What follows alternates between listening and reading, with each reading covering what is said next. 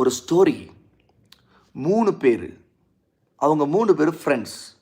ஒன்றா அவங்க கிளம்பி போய்க்கிட்டே இருக்கிறாங்க.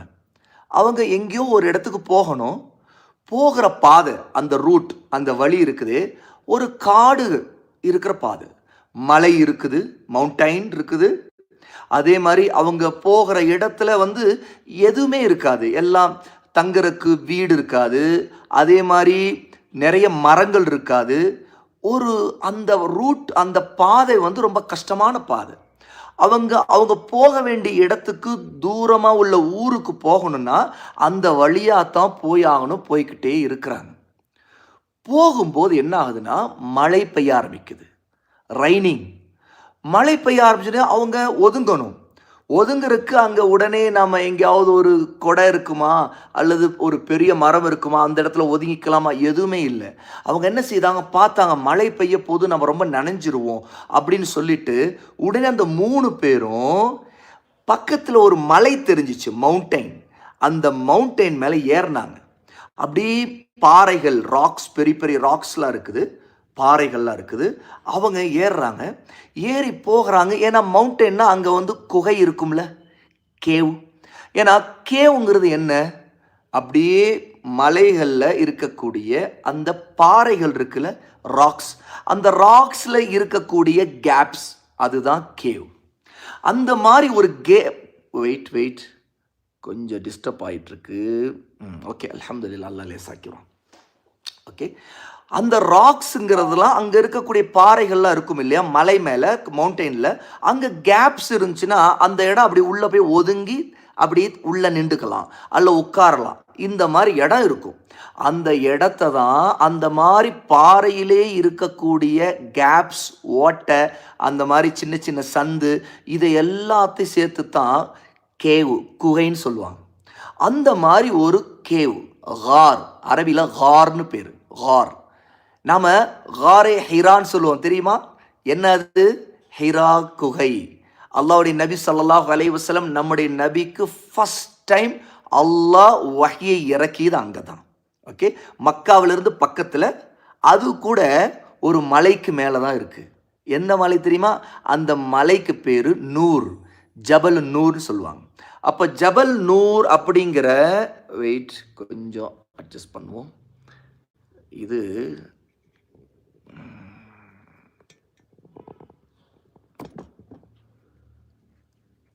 பிஸ்மில்லா.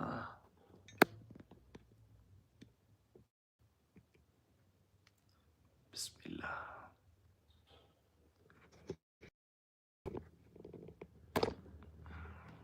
ஓகே, தூக்கி வச்சிருவோம். ஜபல் அப்படின்னா மலைன்னு அர்த்தம், மவுண்டைன். ஓகே, அல்லாஹ்வுடைய நபி ஸல்லல்லாஹு அலைஹி வஸல்லம் வஹி முதல் தடவையாக குர்ஆனுடைய ஆயத்துகள் இறங்குச்சு இல்லையா? இக்ரா பிஸ்மி ரப்பிக்கல்லதீ ஹலக், இந்த ஆயத்து இறங்குச்சு இல்லையா? அந்த ஆயத்து இறங்கிய இடம் ஒரு குகை. ஓகே, அந்த குகை எங்கே இருக்குன்னு கேட்டால், மக்காவுக்கு பக்கத்திலே இருக்கக்கூடிய ஒரு மலை இருக்குது, மவுண்டைன், ஜபல் நூர் அப்படிங்கிற மவுண்டைன். அந்த நூர் மலைக்கு மேலே தான் ஹிரா குகை இருக்குது. அப்போ மலைக்கு மேலே இருக்கிறது தான் குகை. ஓகேயா? இந்த கேவ் மாதிரி ஒரு கேவ். இந்த 3 பேர் நடந்து போயிட்டு இருந்து, அவங்க போயிட்டு இருக்கிற வழியில் மழை பெஞ்சோடனே, ரைனிங் ஆனோம்னுச்சுன்னு போய் ஒதுங்கி உள்ளே போகிறாங்க. அந்த மலைக்கு மேலே இருக்கக்கூடிய குகைக்குள்ளே போயிட்டாங்க. போய் அவங்க காத்துக்கிட்டு இருக்கிறாங்க, மழை நின்ற பிறகு வெளியே போகலான்னு. சுப்ஹானல்லாஹ், மழை நல்லா பெய்யுது, நல்ல இடி இடிக்குது, மழை பெய்யுது. எவ்வளோ தண்ணி நிறைய பெய்யுதுன்னா, அந்த மலைக்கு அவங்க ஏறி ஒரு குகைக்குள்ளே போனாங்கள்ல, அந்த மலைக்கு, அந்த குகைக்கெல்லாம் மேலே, அந்த மலைகள் இருக்கிற இடத்துல, அந்த இடத்துல மழை நிறைய பெய்ய அப்படியே அந்த மவுண்டெயினில் இருக்கக்கூடிய ராக்ஸ் அப்படி நகருது, அப்படி மூவ் ஆகுது. அதில் ஒரு ராக் சஹ்ரா. சஹ்ரா அப்படின்னா அரபியில் ராக், பாறை. ஓகே, ஒரு சின்ன கல்லை சஹ்ரான்னு சொல்ல மாட்டாங்க, பெரிய கல். அப்போ அது பாறை, சஹ்ரா. ஒரு சஹ்ரா, ஒரு பெரிய பாறை என்ன செய்யுதுன்னு கேட்டால், மழைனால, ரைனிங்னால அப்படியே உருண்டுகிட்டு மேலே கீழே விழுந்து அப்படி நேராக கீழே வருது. இவங்க இருக்கக்கூடிய ஒரு கேவ் இருக்கு இல்லையா, குகை. அந்த குகையுடைய என்ட்ரன்ஸ் வாசல் இருக்கும் இல்லையா, அவங்க உள்ள நுழைஞ்சிருப்பாங்கல்ல, அந்த வாசல்ல போய் அப்படி அந்த சஹ்ரா, அந்த பெரிய பாறை வந்து அப்படி கப்புன்னு அடைச்சிருது, விழுந்துருச்சு. அவ்வளோதான், வந்து அந்த இடத்துல லாக் ஆயிடுச்சு. அல்லாஹ் அக்பர். 3 பேர் உள்ள மாட்டிக்கிட்டாங்க. அது ஒரு சின்ன கல்லாக இருந்திருந்தா, ஸ்டோன், சாதாரண ஸ்டோனாக இருந்திருந்தா, அவங்க என்ன செய்திருப்பாங்க, 1க்கு 3 பேர் இருக்கிறாங்கல்ல, அவங்க தள்ளி கொஞ்சம் நகர்த்தி போட்டுட்டு வெளியே வந்திருக்கலாம். ஆனால் வரவே முடியல. இன்னும் சொல்லப்போனால் உள்ளே இவங்க மாட்டிக்கிட்டாங்க கேவுக்குள்ள, குகைக்குள்ள. முழுக்க இருட்டு. ஆமாம், ஃபுல் டார்க்னஸ், வெளிச்சமே இல்லை. ஏன்னு கேட்டால் அந்த பாறை வந்து அந்த வாசலை உள்ள கேவுக்குள்ள நுழையிற இடத்த மூடினது ஃபுல்லாக மூடிடுச்சு, முழுக்க மூடிடுச்சு. அப்போ வெளியே வானத்திலிருந்து வெளிச்சம் வரும் இல்லையா, சூரியன், சன்னுடைய வெளிச்சம், எதுவுமே இவங்க வானத்தை கூட பார்க்க முடியல. கேவுங்கிறது பாறை தானே, அந்த பாறைக்குள்ள இவங்க லாக் ஆகிட்டாங்க. இன்னொரு பெரிய பாறை வந்து அந்த வழியை அடைச்சு முழுக்க மூடிடுச்சு. இப்போ இவங்க ஃபுல்லாக 3 பேரும் மாட்டிக்கிட்டாங்க. அல்லாஹ் அக்பர். அப்போ யார் காப்பாற்றுறது? அல்லாஹ் தான் காப்பாற்று. அல்லாஹ்வை தவிர யாரும் காப்பாற்ற மாட்டாங்க. இவங்க கத்தனா கூட வெளியே கேட்காது. முதல் காரணம், ஃபர்ஸ்ட் ரீசன் என்ன, வெளியே கேட்காதுன்னா பாறை முழுக்க அடைச்சிருச்சு, உள்ள இவங்க லாக் ஆயிட்டாங்க. அப்போ என்ன ஆச்சுன்னா, இப்போ நல்லா ஃபுல்லாக எந்த வழியும் இல்லாமல் ஜன்னல், கதவு, வாசல் எல்லாம் அடைச்சிட்டா நாம் பேசுறது வெளியே கேட்காது இல்லையா? அது மாதிரி தான் கேவுக்குள்ளே இவங்க கத்தினா கூட எங்களை காப்பாற்றுங்க, இந்த பாறை யாராவது வந்து நகர்த்துங்க அப்படின்னு சொன்னால் யாரும் வர முடியாது, ஏன்னா வெளியே கேட்காது. 2வது, அங்கே இவங்க கத்துறதுனால யாரும் வரவும் மாட்டாங்க, ஏன்னா அது போகிற பாதை தான், அது ஒரு காட்டு பாதை. அந்த காட்டு பாதையில் இப்போ நம்ம வீடு இருக்கக்கூடிய ஊராக இருந்ததுன்னா நிறைய மக்கள் இருப்பாங்க. இப்போ அவங்க போகிறத பார்த்துருந்தாங்க, அல்லது பெரிய பாறை வந்து அந்த கேவை வந்து மூடுது, அது உருண்டுட்டு வந்து விழுந்து அடைச்சிருச்சு அப்படிங்கிறத வேற மக்கள்லாம் அங்கே பக்கத்தில் இருக்கிறவங்களாம் பார்த்துருந்தாங்கன்னா, ஓ உள்ள 3 பேர் இருக்கிறாங்க, இப்போ தான் போகிறத பார்த்தோம், இவங்க மாட்டிக்கிட்டாங்க, இந்த பாறையை நாம் எல்லாம் சேர்ந்து நகர்த்தலாம் அப்படின்னு எல்லா மக்களும் சேர்ந்து அந்த பாறையை தள்ளி அப்புறம் இழுத்து, அப்புறம் கடைசியில் கொஞ்சம் கேப் கிடச்சி இவங்களும் உள்ளே இருக்கிறவங்க புகுந்து அப்படியே நெளிஞ்சு உள்ளே வெளியே வந்துடலாம். உண்மை இல்லையா? வெளியே வந்துடலாம். ஆனால் அங்கே யாருமே இல்லை, அதுவே ஒரு காட்டுப்பாதை. இவங்களை மாதிரி வேற யாரோ அந்த ரூட்டில் அந்த வழியாக வந்தாதான் உண்டு. அல்லாஹ் அக்பர். அல்லாஹ் தான் காப்பாற்றணும், வேறு யாரும் காப்பாற்ற முடியாது. நமக்கு ஒரு கஷ்டம், ஒரு நெருக்கடி வந்துட்டா நமக்கு யார்கிட்டயா நம்ம உதவி கேட்கலாம், தப்பில்லை, ஹெல்ப் கேட்கலாம். ஆனால் உண்மையான உதவி அல்லாஹ்ட்ட இருந்து தான் வரணும். அல்லாஹ் தான் அந்த உதவியை, அந்த ஹெல்ப்பை செய்வான். நம்ம அல்லாஹ்வின் பக்கம் திரும்பணும். இந்த ஸ்டோரியில் நம்முடைய நபி ஸல்லல்லாஹு அலைஹி வஸல்லம் அடுத்து என்ன நடந்ததுன்னு சொல்கிறாங்க. இந்த 3 பேர் உட்கார்ந்து யோசிச்சாங்க, ஒருத்தருக்கு ஒருத்தர் பேசினாங்க, என்ன செய்யலாம், நம்ம எப்படி வெளியே போகிறது, நம்ம இப்படி இருந்தோம்னா அவ்வளோதான், இங்கே மௌத்தா போயிடுவோம், இதுவே கபரு. பாருங்க, அவங்க ஒரு கேவுக்குள்ளே இருக்கிறாங்க, அந்த கேவில் வெளிச்சமே வரலைன்னா அதுவே ஒரு கபர் மாதிரி. கபர்னா என்ன? மௌத்தா போனவங்களை அடக்கம் பண்ணுறதுக்காக என்ன செய்கிறோம், குழியை தோண்டுறோம். குழியை தோண்டி, ஆழமாக குழியை தோண்டி, அதுக்கு பிறகு அந்த ஜனாசாவை, மையத்தை, பாடியை கொண்டு போய் உள்ளே வச்சு மண் போட்டு மூடிடுறோம். மண் போட்டு மூடிட்டா என்ன ஆகும், மேலே மண்ணுக்கு மேலே நாமெல்லாம் இருக்கிறோமே, இங்கே நம்ம பார்க்குற வெளிச்சம் அங்கே உள்ளே இருக்குமா? இருக்காது இல்லையா? அது போலத்தான் ஒருத்தர் கபருக்கு போயிட்டா அங்கே வெளிச்சமே இருக்காது இல்லையா? அது மாதிரி 3 பேரும் இருட்டில் மாட்டிக்கிட்டாங்க. உண்மையிலே இவங்க 3 பேரும் யாரும், இவங்க வெளியே வந்தாதான் இனி உயிரோடு இருக்க முடியும். ஏன்னா வெளியே வந்தாதான் சாப்பிட முடியும், தண்ணீர் குடிக்க முடியும். குகைக்குள்ள என்ன கிச்சன் இருந்ததா? இல்லை. சாப்பிட்றதுக்கு ஏதோ அங்கே கிடைக்குமா? இல்லை. குகைக்குள்ள தண்ணீர் இருந்ததா, வாட்டர் குடிக்கிறதுக்கு? இல்லை. இன்னும் சொல்ல போனால் குகையில் இவங்க ஃபுல்லாக லாக் ஆகி மாட்டிக்கிட்டு அடைச்சி இருக்கும்போது அவங்க ரொம்ப நேரம் இருக்க முடியாது. சுவாசிக்கிறது, பிரீத் பண்ணுறது கூட கஷ்டமாயிரும். சுப்ஹானல்லாஹ். அவங்களுடைய நிலைமையை பார்த்தீங்களா? இப்படி ஒரு நிலைமையில இப்போ என்ன செய்யறது, பேசுறாங்க. அவங்க 3 பேர் இருட்டில் பேசிக்கிட்டு இருக்கிறாங்க. நினைச்சு பாருங்க, அப்படியே திங்க் பண்ணி பாருங்க. 3 பேர்ல நாம ஒருத்தர் இருந்தா அந்த நேரத்தில் நாம சிக்கிக்கிட்டோம். இன்னும் சொல்லப்போனா அங்க வெளிச்சம் கூட இல்லை. யார்கிட்ட பேசுறோமோ அந்த 3 பேர் பேசும்போது வாய்ஸ் சப்தம் மட்டும்தான் கேட்கும். உண்மைதானே? வேற எதுவுமே பார்க்க கூட முடியாது. ஆளை பார்த்து கூட பேச முடியாது. என்னங்க செய்யலாம் அப்படின்னு பேசும்போது, நம்ம என்னதான் செய்யறது அப்படின்னு பேசும்போது முகத்தை கூட பார்க்க முடியாது. இப்படி தொட்ட ஆள் பக்கத்தில் இருக்கிறாங்கன்னு தான் தெரியும். அதே மாதிரி குகையெல்லாம் சின்ன இடமா தான் இருக்கும். நிறைய பெரிய இடமா நல்லா விசாலமாக இருக்கிறதெல்லாம் கம்மி தான். அந்த மாதிரி அது மலைகளில் அங்கங்கே இருக்கிற இடங்கள் கேப்ஸ் தானே. அந்த மாதிரி சின்ன சின்ன குகைகள் இருக்குன்னா அங்கே இவங்க போய் உள்ளே பூந்துருக்குறாங்க. 3 பேர் ஒதுங்கிக்கிட்டாங்க. அப்போது அந்த ஒதுங்கிக்கிட்டு இப்படி உள்ளே போயிருக்கிறாங்க இல்லையா, அந்த உள்ளே போயிருக்கிற இடங்கிறது போகிற வழிங்கிறது சின்னதாக தான் இருக்கும். உண்மை அதுதான்.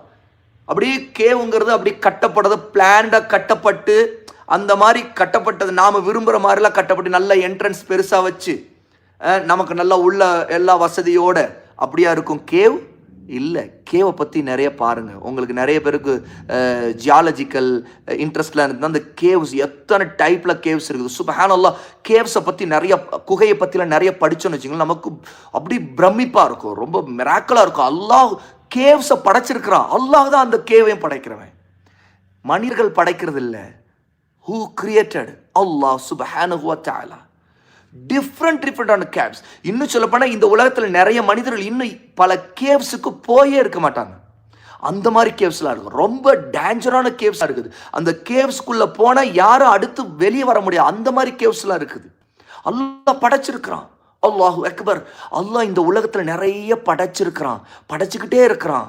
அல்லாஹு தான் கேவுக்குள்ளே போய் மாட்டிக்கணுங்க தப்பிக்கிறதுக்கு அவன் தான் வழிகாட்டணும். அவன் நினச்சாதான் அவங்க வெளியே வர முடியும்.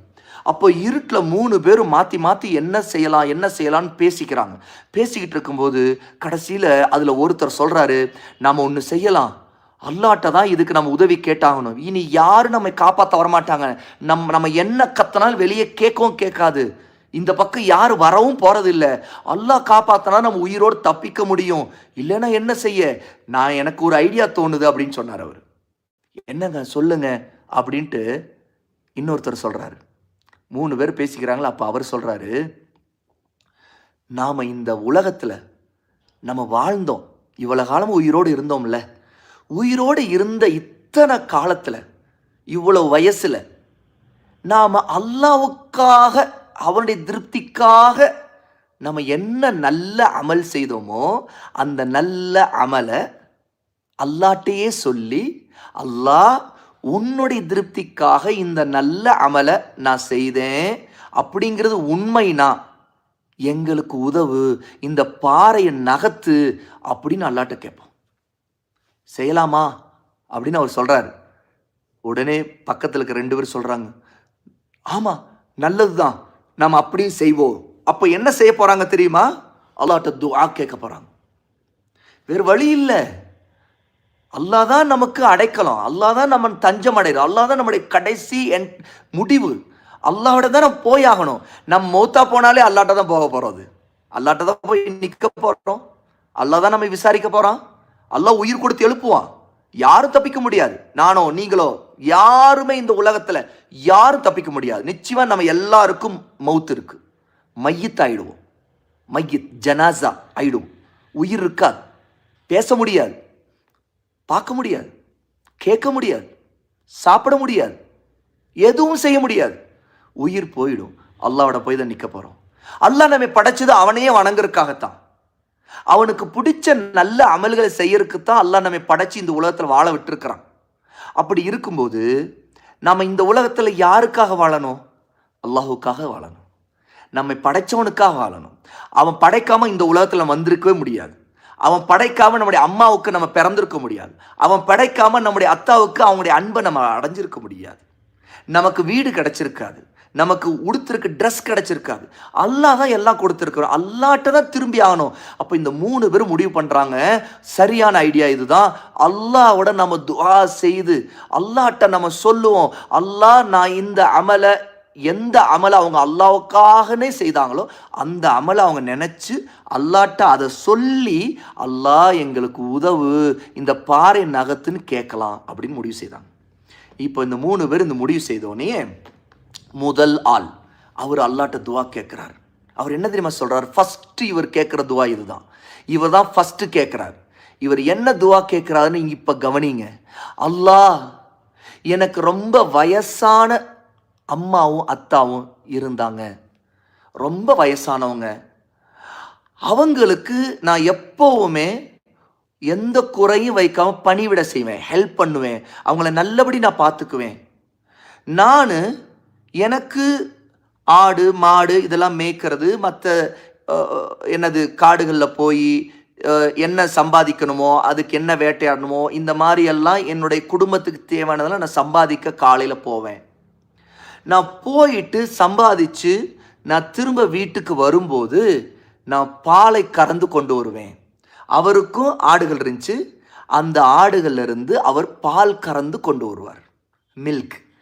அதை கொண்டு வரும்போது, அல்லாஹ், எங்கள் அம்மாவும் எங்கள் அத்தாவும் ரொம்ப வயசானவங்க இல்லையா, நான் குடிக்கிறதுக்கு முன்னாடி எனக்கு பிள்ளைகளும் இருக்கிறாங்க, எனக்கு மனைவியும் இருந்தாங்க, அவங்களுக்கெல்லாம் கொடுக்கறதுக்கு முன்னாடி நான் பெற்றெடுத்து சின்ன பிள்ளைங்க, அந்த குழந்தைக்கு கொடுக்கறதுக்கு முன்னாடி, என் மனைவி கொடுக்கறதுக்கு முன்னாடி, நான் குடிக்கிறதுக்கு முன்னாடி என்னுடைய அம்மாவுக்கு கொடுப்பேன், என்னுடைய அத்தாவுக்கு கொடுப்பேன். அவங்க வயசானவங்க, அவங்க குடித்து திருப்தி அடைஞ்ச பிறகு தான் அந்த பாலை, மீதமாக இருக்கிற பாலை நானும் குடிப்பேன், என் பிள்ளைக்கும் கொடுப்பேன், என் குழந்தைக்கு கொடுப்பேன் இப்படின்னு சொல்லிட்டு அவர் சொன்னார்.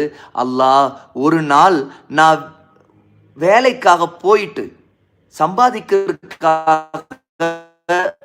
போயிட்டு திரும்பி வரும்போது எங்கள் அம்மாவும் அத்தாவும் தூங்கிட்டு இருந்தாங்க.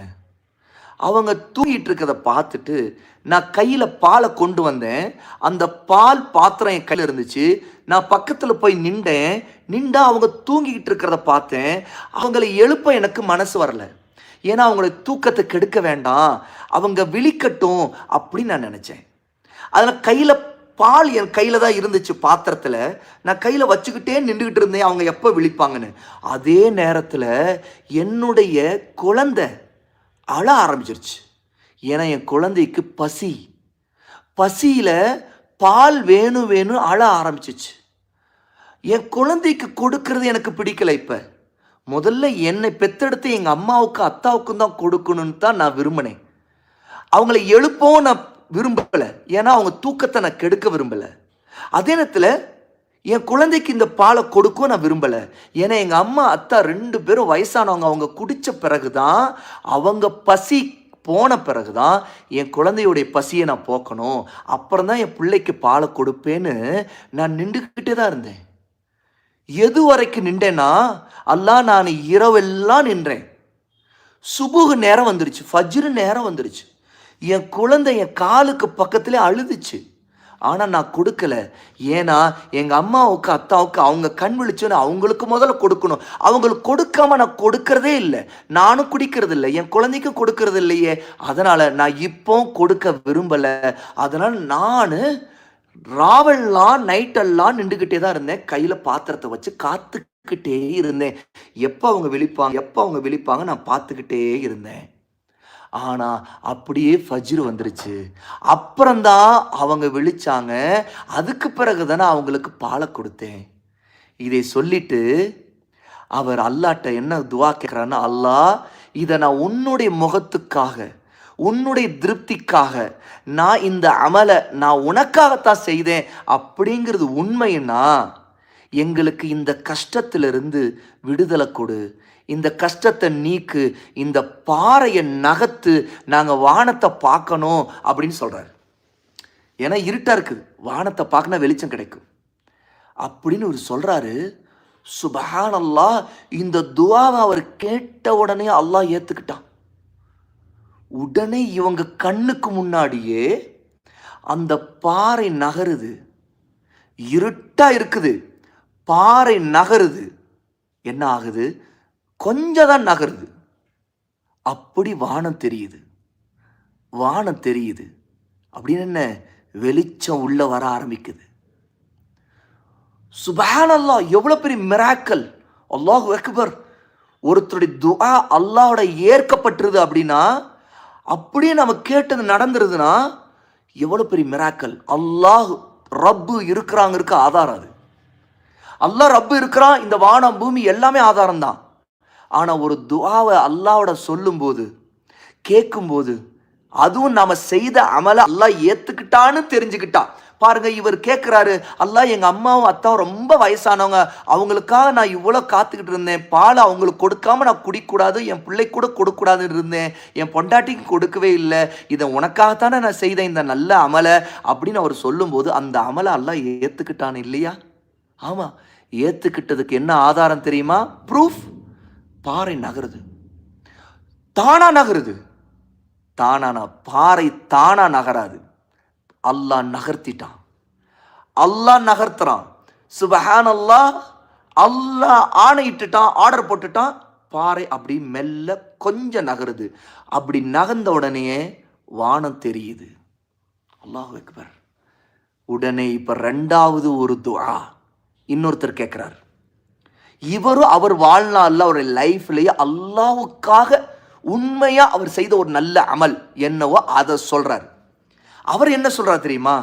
அல்லாஹ், எனக்கு பிடிச்ச என்னுடைய மாமா மகள் ஒருத்தி இருந்தா, அவருடைய மாமா மகன், கசின் பிரதர் அல்ல அங்கிளுடைய பிள்ளை, அவளை நான் ரொம்ப விரும்பினேன், ரொம்ப நேசிச்சேன். அவர் சொல்றார் அல்லாட்ட, அவளை நான் ரொம்ப நேசிச்சேன். ஒரு ஆம்பளை தன்னுடைய ஒரு பெண்ணை நேசிக்கிறான், எவ்வளவு நேசிப்பானோ அவளை அந்த அளவுக்கு நான் நேசிச்சேன். நான் அவளிடம் என்னுடைய ஆசையை சொன்னேன், உன்னை நான் நேசிக்கிறேன்னு சொன்னேன். அவள் ஏத்துக்கல. அவள் என்ன சொன்னா தெரியுமா? எனக்கு 100 தங்க காசு கொண்டு வா அப்படின்னு சொன்னா. ஆனா என்னோட கையில காசுலாம் இல்லை. நான் அவள் மேல ரொம்ப நேசம் வச்சிருந்ததுனால நான் அவளுக்காக கஷ்டப்பட்டு உழைச்சேன், கஷ்டப்பட்டு 100 தங்க காசை சம்பாதிச்சேன். அவர் உழைக்கிறாரு, வியாபாரம் பண்றாரு, கஷ்டப்படுறாரு. கடைசியில் ஒரு தங்க காசு, 2 கோல்டு காயின், அப்படி 100 கோல்டு காயின்ஸ் அவர் சம்பாதிச்சிட்டார். அவர் சொல்றாரு, இந்த 100 கோல்டு காயினை கொண்டு போய் அந்த பொண்ணுகிட்ட கொடுத்தேன். கொடுத்துட்டு என்னுடைய ஆசைப்படி நீ இருன்னு சொன்னேன். அவ என்ன சொன்னானா?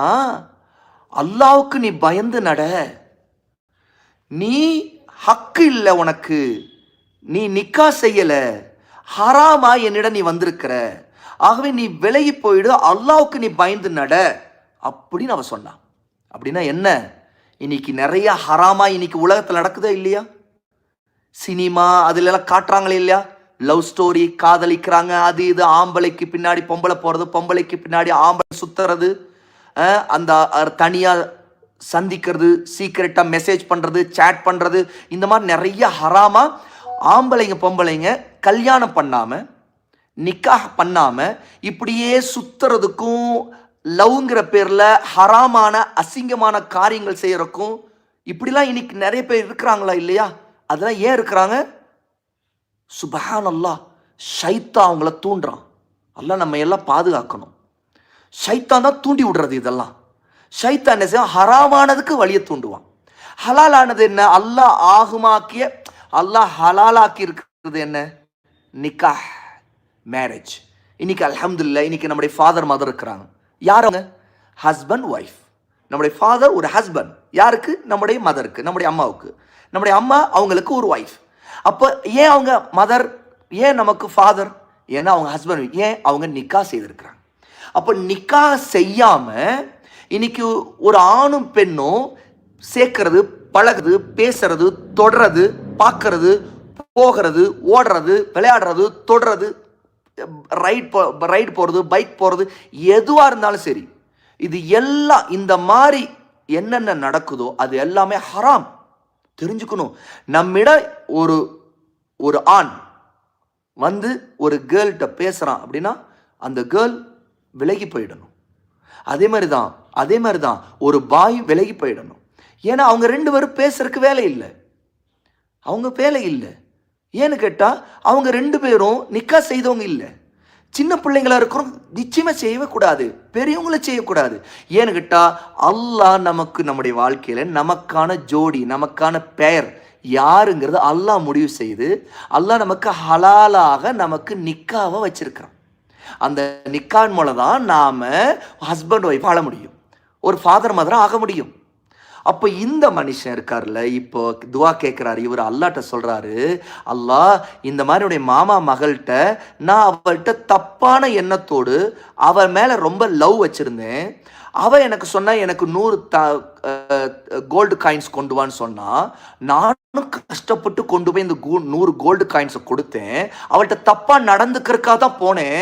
அவள் சொன்னா, நீ அல்லாஹ்வுக்கு பயந்து நட, இதெல்லாம் ஹக்கு இல்லை உனக்கு, இது ஹராம், நீ நிக்கா இல்லாமல் என்னிடம் இப்படி வந்திருக்கிற, அவன் நீ போயிடு அப்படின்னு சொன்ன உடனே நான் அல்லாஹ் உனக்கு பயந்தேன், இது ஹராம், இப்படி செய்யக்கூடாதுன்னு நான் பயந்தேன். அப்படியே அந்த பெண்ணிடம் அவளிடம் அப்படியே அந்த 100 கோல்டு காயினை கூட அப்படி விட்டுட்டு நான் ஓடி வந்துட்டேன் அப்படிங்கிறார் அவர்.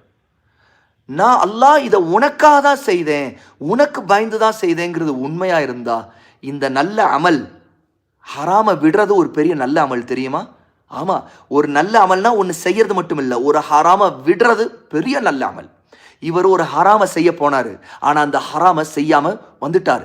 எந்த அளவுக்குனா இவர் கஷ்டப்பட்டு சம்பாதிச்ச அந்த 100 கோல்டு காயின்ஸை கூட அந்த பொண்ணுட்டே கொடுத்துட்டு வந்துட்டார். அது கூட வேணான்னு சொல்லிட்டு வந்துட்டாருன்னா பாருங்களேன். அப்போ எவ்வளவு அல்லாஹ்வுக்கு பயந்தாருன்னா, இனி இந்த மாதிரி காரியமே நான் செய்ய மாட்டேன், இப்படி போகவே மாட்டேன்னு அவர் முடிவு பண்ணிட்டார். அப்படித்தான் அவர் வாழ்ந்தார். இதை அவர் இப்போ குகைக்குள்ளே இருந்துட்டு அல்லாட்ட துஆல சொல்கிறார், அல்லாஹ் நான் இதை உன்னுடைய முகத்துக்காக தான் செய்தேன், உன்னுடைய திருப்திக்காக தான் செய்தேன்னா இந்த பாறையை இன்னும் நகர்த்து அல்லாஹ் அப்படின்னு சொல்கிறார். சுபஹானல்லாஹ். அவர் சொன்ன உடனேயே அந்த பாறை அப்படியே இன்னும் நகருது.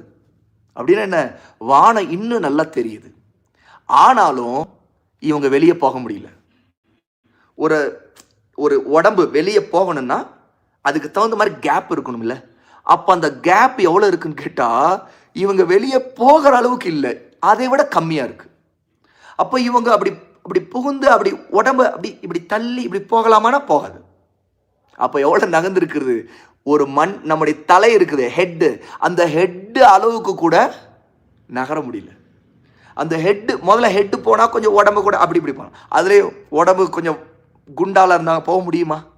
ஏன்னா குண்டா இருக்கிறவங்க எல்லாருக்கும் தலையும் குண்டா அதே அளவுக்கு இருக்காது, உண்மைதானே? அப்போ தலை போகலாம், ஆனால் உடம்பு போகாது. அப்போ அவங்களால போக முடியாது, 3 பேர் வெளியே போக முடியாது. ஆனால் கேப் இன்னும் அதிகமாயிடுச்சு முன்னிருந்ததை விட. இப்போ அடுத்து 3வது ஒருத்தர் இருக்கார்ல, அவரும் அல்லாஹ்வோட துவா கேட்கிறார். அவர் அல்லாஹ்ட்ட கேட்கிறார், அல்லாஹ் நான் ஒரு வேலையாளை வச்சு வேலை வாங்கினேன், தானியம் என்ன விவசாயம் அறுவடை செய்கிற வேலை, ஒரு ஃபார்மிங் லேண்டு, ஒரு விவசாய நிலம், அந்த நிலத்தில் விதைகள்லாம் போட்டு அப்போ விவசாயம் ஹார்வெஸ்டிங் நடக்குது, வளர்ந்துருச்சு ஹார்வெஸ்டிங், அதாவது அதை அறுத்து எடுத்து கிடைக்கிற தானியம், அது கோதுமையோ அல்லது அரிசியோ நெல்லோ எதுவோ அது கிடைக்குது. கிடைச்ச பிறகு வேலை செய்தார் இல்லையா இவரிடம், அவருக்கு இவர் கூலி கொடுத்தார்.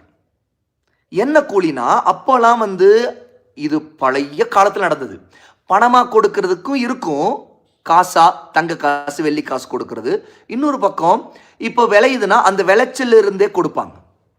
அப்போ அந்த தானியம் கிடைச்சிச்சு இல்லையா, அந்த தானியத்திலிருந்து இவர் இவ்வளோதான் உங்களுக்குள்ள கூலின்னு சொல்லிட்டு ஒரு அளவு எடுத்து கொடுக்குறார். அவர் வாங்குற ஒரு வேலை செய்தார் இல்லையா, அவர் இது என்னுடைய அளவு இல்லை, எனக்கு இன்னும் நீங்கள் நல்லபடி கொடுக்கணும் அப்படிங்கிறார். என்னுடைய ஹக்கை இன்னும் கொடுங்கன்னு சொல்கிறார். இவர் சொல்கிறார், இதுதான் உங்களுடைய ஹக்கு, நீங்கள் உழைச்சதுக்கு நீங்கள் என்னிடம் வேலை செய்ததுக்கு இதுதான் உங்களுக்கான கூலின்னு இவர் சொல்கிறாரு. ஆனால் அவர் ஏற்றுக்கலை. அவருக்கு கோபம் வந்துருச்சு. அவர் என்ன செய்தார் தெரியுமா, உடனே கிளம்பி போயிட்டார். நான் இதை வாங்க மாட்டேன் அப்படின்னு கிளம்பி போயிட்டார். அப்புறம் என்ன செய்ய, இந்த விதை இவர் கையில் இந்த தானியங்கள்லாம் அப்படி இருக்குது, அவர் வாங்க மாட்டேன்னு போயிட்டாரு. இது அப்படியே வச்சிருந்தா வீணா போயிடும் இல்லையா, கெட்டு போயிடும். இவர் என்ன செய்தார்னா, அந்த தானியத்தைலாம் அவர் விட்டுட்டு போன அவருக்கு கூலியா இருக்கக்கூடிய இந்த தானியத்தை வாங்காம போயிட்டார் இல்லையா, இதையே திரும்ப அவர் இன்வெஸ்ட் பண்ணிட்டார். எப்படி, திரும்ப நிலத்துல போட்டார், அது முளைக்குது, அதன் மூலமா நிறைய அறுவடை நடக்குது, அவர் நிறைய ஹார்வெஸ்ட் பண்றாரு. அவருக்கு இவருக்கு செல்வம் அல்லாஹ்வுத்தாலா நிறைய பறக்கச் செய்துட்டான். இவர் போட்ட இந்த விதை திரும்ப நிறைய, அவர் ரொம்ப காலாச்சும் அவர் வரவே இல்லை, போனவர் வரவே இல்லை. இவர் இந்த கேப்ல அவருக்கு கொடுக்கிற இந்த கூலியை திரும்ப போட்டு விவசாயம் பண்றாரு, ஹார்வெஸ்ட் ஃபார்மிங் பண்றாரு. அதுல நல்ல வருமானம் வருது. எந்த அளவுக்கு அவருக்கு வருமானம் வந்துருச்சு தெரியுமா? அவர் நிறைய மாடுகள் வாங்கினாரு, ஒட்டகங்கள் வாங்கினாரு, ஆடுகள் வாங்கினாரு. அப்படி பண்ணைகள் வந்துருச்சு. அப்படி மாட்டு பண்ணை, ஒண்ணுக்கு பல மாடுகள், ஆடுகள் மந்த இவ்வளவு வந்துருச்சு. ஏன்னா இது எல்லாமே அவருக்கு இருந்த அந்த கூலியை போட்டு இவர் விவசாயம் பண்ணி இவர் எஃபர்ட் போட்டு மாஷா அல்லாஹ் அது நல்ல பறக்கத்து வந்து நிறைய விளைஞ்சு அதை இவர் பிஸ்னஸ் பண்ணுவார் இல்லையா, இவர் விற்பார் இல்லையா, விற்கும் போது காசு கிடைக்குமா இல்லையா, இந்த காசு அப்புறம் இவர் அதுக்கு மாடு வாங்க, அப்புறம் ஆடு வாங்க, அப்புறம் குட்டி போட, அப்படியே வளர்ந்து பார்த்து மாஷா அல்லாஹ் இவர் நல்ல வசதி இவருக்கு வந்துருச்சு. அல்லாஹ் அக்பர். பாருங்களேன். அப்புறம் என்ன நடக்குதுன்னா, இந்த கூலி வாங்காம கோபிச்சுக்கிட்டு போனார்ல, அவர் திரும்ப வந்தார். வந்துட்டு இப்ப கேட்டாரு, என்னுடைய கூலியை கொடுங்க அப்படின்னு கேட்டார். அவர் என்ன கேட்க வராரு புரியுதா? கூலி கொடுங்கன்னு அவர் கேட்டது, அப்ப வாங்காம போனதை திரும்ப சரி வாங்கிக்கலான்னு முடிவு எடுத்திருக்கலாம். அவர் என்னுடைய கூலியை கொடுங்க அப்படின்னு வந்து கேட்டார். கேட்டோன்னே இவர் என்ன சொன்னார்னா, உங்களுடைய கூலியா, இதோ அங்க இருக்குது பாருங்க மாட்டு பண்ணை, அதோ அங்க இருக்குது பாருங்க ஆட்டு மந்தை, அது எல்லாம் உங்களுடைய தான், அதுதான் உங்களுக்கான கூலி, அதை எடுத்துட்டு போங்க அப்படின்றார். அது எல்லாத்தையும் ஓட்டிக்கிட்டு போங்க அப்படின்றார். அவருக்கு இன்னும் கோபம் வரும். ஏன் தெரியுதா? கவனிங்க. வந்தவருக்கு கூலி வாங்க வந்து ஒரு கோபம் வருது. ஏன்னு சொன்னார்னா, என்ன கேலி பண்றீங்களா, என்ன நான் கூலியை கொடுங்கன்னு கேட்டால் மாட்டு பண்ணை ஆட்டு மந்தையெல்லாம் எடுத்துகிட்டு ஓட்டிகிட்டு போங்கிறீங்க, அதெல்லாம் நான் ஓட்டிகிட்டு போயிட முடியுமா, எனக்குள்ள கூலியை கொடுங்க அப்படிங்கிறார் அவரு. இவர் சொல்கிறாரு, இல்லைங்க அது உங்களுடையது தான். அல்லாஹ் நீங்கள் கூலி வாங்க மாட்டேன்னு போயிட்டீங்க, நீங்கள் விட்டுட்டு போன அந்த தானியத்தெல்லாம் நான் திரும்ப நிலத்திலேயே விதைச்சேன், விவசாயம் பண்ணேன். அந்த விவசாயத்தில் அல்லாஹ் எனக்கு பறக்கச் செய்தான். அதுக்கு பிறகுதான் இந்த ஆடுகளை எல்லாம் மாடுகளை எல்லாம் வாங்கியிருக்கிறேன். இவ்வளவு ஆடு மாடு எல்லாமே உங்களுடைய கூலியை போட்டு தான் இன்வெஸ்ட் பண்ணி தான் முதலீடு பண்ணி தான் அல்லாஹ் எனக்கு கொடுத்தது. ஆகவே இதெல்லாம் உங்களுக்குள்ளது தான். அல்ஹம்துலில்லாஹ் அல்லாஹ் எனக்கு கொடுத்துருக்கிறான். இது எல்லாம் உங்களுடையது தான். நீங்கள் இது எல்லாத்தையும் நீங்களே எடுத்துகிட்டு போங்க, இதுதான் உங்களுடையது அப்படின்றார். அவருக்கு ஆச்சரியமா போச்சு. அவர் முதல்ல நம்பல, இது ஜோக் அடிக்கிறாரு கேலி பண்றாருன்னு அவர் நினைச்சாரு. ஏன்னா அவர் சொல்றாரு, என்ன ஜோக் அடிக்கிறேன், என்னை கேலி பண்றீங்க, என்னை பார்த்தா கேவலமா தெரியுதா அப்படிங்கிறாரு. இவர் சொன்னா இதுதான் உண்மை, நீங்க ரொம்ப காலமா வரல, ஆனா இதுதான் நடந்துச்சு நடுவில் அப்படின்னு சொன்ன உடனே கடைசியில் அவர் ரொம்ப சந்தோஷமா அந்த ஆடுகளையும் மாடுகளையும் எல்லாத்தையும் ஓட்டிக்கிட்டு போயிட்டார். இவரும் சந்தோஷமா அனுப்பிச்சு விட்டார். இவர் இதை சொல்லிட்டு அல்லாட்ட என்ன சொல்றாரு தெரியுமா, அல்லாஹ் இதை நான் உனக்காக உன்னுடைய திருப்திக்காக உன் முகத்துக்காக தானே செய்தேன், இந்த நல்ல அமலுக்காக எங்களுடைய கஷ்டத்தை நீக்கு, நாங்கள் வெளியே போகணும், ஆகவே இன்னும் இந்த பாறையை நகர்த்து அல்லாஹ் அப்படின்னு துவா கேட்குறாரு. உண்மையிலே இவர் அல்லாவுக்காக தான் அதை செய்திருக்காரு இல்லையா? பாருங்க, 3 பேருமே, இந்த 3 பேருடைய துவாவை 3 பேரும் அவங்க செய்தது எல்லாமே அல்லாவுக்காக. ஒருத்தர் ராத்திரி முழுக்க தன்னுடைய அம்மாவைத்தான், வயசானவங்க கண் விழிக்க மாட்டாங்களாம், காத்து நின்றுகிட்டே இருந்திருக்காரு பாலை கையில் வச்சுக்கிட்டு. அப்படின்னா அவர் இதுக்கு குழந்தை அழுகுது, ஆனாலும் அம்மா அத்தாவை தூக்கத்தை டிஸ்டர்ப் பண்ண விரும்பலை. சுபானால நமக்கு பயமாக இருக்குது. சில நம்மளுடைய வீட்டில் இருக்கக்கூடிய நம்ம பெரியவங்க இருக்கிறாங்க இல்லையா, வயசானவங்க, அவங்களுடைய தூக்கத்தை கெடுத்துக்கூட டிஸ்டர்ப் பண்ணக்கூடாது. உண்மையில அது ரொம்ப பயமாக இருக்குது. ஏன்னா உண்மையில அவங்க தூங்கிட்டு இருக்கிறாங்கன்னா ரொம்ப ரொம்ப ரொம்ப ரொம்ப நம்ம அவங்களுக்கு எந்த தொல்லையும் வராமல் பார்த்துக்கணும். கத்துறது, டிஸ்டர்ப் பண்ணுறது, அவங்களுடைய தூக்கத்தை கெடுக்கிறது பெரிய தப்பு. நல்லா பாதுகாக்கணும். ஏன்னா அவங்களுக்கு உடம்பு கஷ்டம் இருக்கும், அவங்க தூக்கம் தேவைப்படுறதா இருக்கும், அவங்க உடம்பு அந்த மாதிரி மாறி இருக்கும். நாம தான் அந்த இடத்துல பார்த்து நடந்துக்கணும். இப்போ நினச்சி பாருங்க, இப்போ உங்களுக்கு ஒரு கேள்வி வரும். இந்த கேள்வி இப்படி சிந்திச்சு பாருங்க. குழந்தை அழுது இல்லையா, ஒரு குழந்தை அழுகிற குழந்தைக்கு பாலை கொடுக்காம அவர் வயசான அந்த தாய் தந்தைக்கு கொடுக்கணும்னு காத்துட்டு இருந்தாரே, அது எப்படி சரின்னு உங்களுக்கு கேள்வி வருதா? அதுக்கு பதில் என்ன தெரியுமா? அந்த குழந்தை அழுகுது இல்லையா, அந்த குழந்தையை விட அவருடைய தாயும் தந்தை வயசானவங்க அவ்வளவு பலவீனமானவங்க. அதுதான் காரணம். அவங்க அவ்வளவு பலவீனமா பால் கொடுத்து தூங்க வைப்பார் அவரு. உண்மையா இல்லையா? பால் கொடுத்து பாலை குடிக்க வச்சு தான் அவர் தூங்க வைக்கிறாருன்னா அவங்க எவ்வளோ வயசானவங்களா இருந்திருப்பாங்க. இந்த குழந்தை அழுதுகிட்டு தூங்கிடும். அவங்க பாலை குடிச்சிட்டு தூங்குவாங்க. இப்போ பாலை குடிக்காம தூங்கிட்டு இருக்கிறாங்கக்காகத்தான் அவர் தன்னுடைய குழந்தையை விட தன்னுடைய பெத்தெடுத்த தாய் தந்தைதான் ஃபர்ஸ்ட் நினைச்சார். அதுதான் முக்கியம். ரெண்டாவது விஷயம், அந்த மாதிரி வயசானவங்களா நாம இருந்தா நமக்கு ஒரு பிள்ளை நம்ம இப்படி கவனிச்சாங்கன்னா நாம உண்மையிலே சந்தோஷப்படுவோம். ஏன்னா கஷ்டப்படுற அந்த நேரத்தில் என் பிள்ளை இப்படி என்னை காப்பாத்துச்சு அப்படின்னா அது எவ்வளோ பெரிய விஷயம் அது. அப்போ அழுகிற குழந்தை அதை விட முக்கியமானது நம்மை பெத்தெடுத்த தாய் தந்தை. ஏன்னா அந்த தாய் தந்தை பெத்தெடுத்து நம்மை வளர்த்து ஆளாக்கியனால தான் நமக்கு அல்லாஹ் குழந்தையும் கொடுத்துருக்கிறான். அந்த குழந்தை எப்படி வந்துச்சு?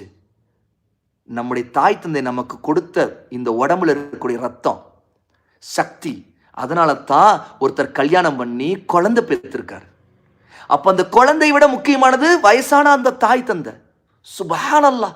அப்போ அவர் செய்தது எவ்வளோ பெரிய நல்ல அமல். அதனால தான் அவருடைய துவா ஃபர்ஸ்ட். அவருக்காக தான் ஃபர்ஸ்ட் அல்லாஹ் தஆலா பாறை நகர்த்துறான். முதல்ல பாறை நகர்றது அவருக்காக. அல்லாஹ் அக்பர். நினைச்சு பாருங்க, சிந்திச்சு பாருங்க. ரெண்டாவது, யாருக்கு தெரியாம தான் சீக்கிரட்டா ரகசியமா ஒரு ஹராம ஜினாவ தப்பான தகாத காரியத்தை, இந்த காதலிக்கிற பேர்ல ஒரு ஹராமான காரியத்தை அவர் இன்னொருத்தர் செய்ய நினைச்சாரு.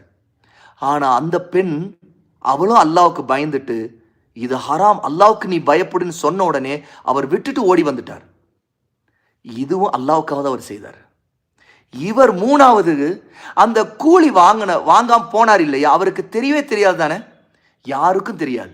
இவர் அந்த விவசாயத்தை செய்தது அவருடைய கூலியிலிருந்து உள்ளதை தான் வச்சு தான் செய்தாரு. அவருக்கும் தெரியாது, யாருக்கும் தெரியாமல் இருக்கலாம்ல. ஆனா இவர் உண்மையிலே அவர் வந்த நேரத்தில் இதாப்பா அவனுடைய கூலி அப்படின்னு கொடுத்திருந்தா, அவர் முதல்ல கேட்டதை விட கூடுதலாக கொடுத்திருந்தா இன்னும் சந்தோஷமா அவர் திரும்பி அமைதியா போயிருப்பாரு. உண்மையிலே அதுக்கு சான்ஸ் இருக்குதா இல்லையா? ஆனா இவர் அல்லாஹ் பார்த்துக்கிட்டு இருக்கிறான்.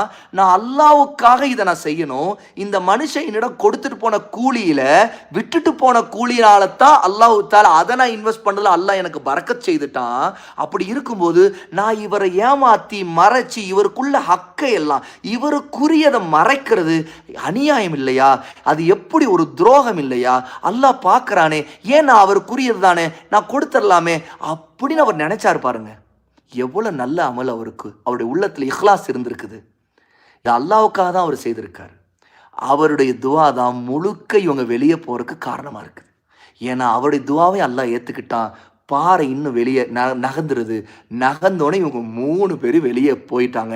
அப்புறம் கிளம்பி அவங்க வேலைக்கு என்ன வேலைக்காக என்ன ஊரை தேடி போயிட்டு இருக்கிறாங்களோ அவங்க பயணத்தை திரும்ப அதே காட்டு வழியில் அவங்க கிளம்பி போக ஆரம்பிச்சிட்டாங்க. இந்த ஸ்டோரி நம்முடைய நபி ஸல்லல்லாஹு அலைஹி வஸல்லம் சொல்ற இந்த ஸ்டோரி இமாம் புகாரி ரஹிமஹுல்லாஹி தஆலா அவங்க இமாம் புகாரி எந்த ஹதீஸ்ல பதிவு செய்றாங்க தெரியுமா? 3465வது ஹதீஸா இதை பதிவு செய்றாங்க.